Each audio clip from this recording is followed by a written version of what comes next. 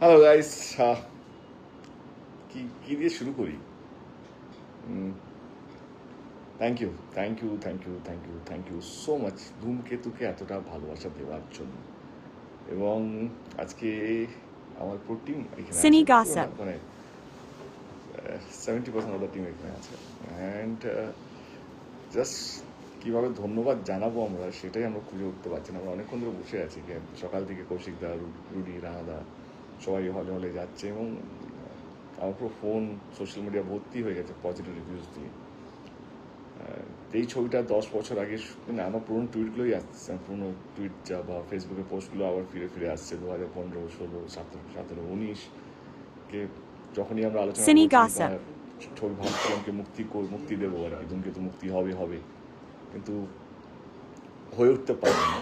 তো আজকে পর থেকে আমাদের জীবনে একটা প্রশ্ন সারা জীবনের জন্য উঠে গেল, সেটা হচ্ছে দাদা ধূমকেতু কবে রিলিজ হবে? আর এই প্রশ্ন আমাদের কেউ করবে না। এবার মনে হচ্ছে কেন করবে না, এটাই ভাবছি। কে এই ধূমকেতুর সঙ্গে এত বেশি আমরা কানেক্টেড ছিলাম, আর এই প্রশ্ন করবে না। এটুকু বলতে চাই যে থ্যাংক ইউ সো মাচ যারা যারা ধূমকেতুকে 10 বছর ধরে আগলে রেখেছেন। অনেকগুলো নতুন দর্শক প্রত্যেক বছরই জুড়তে গেছেন, জানতেনও না কেন জুড়ছি, ছবিটার মধ্যে কী এমন আছে, যে আবেগটা কী।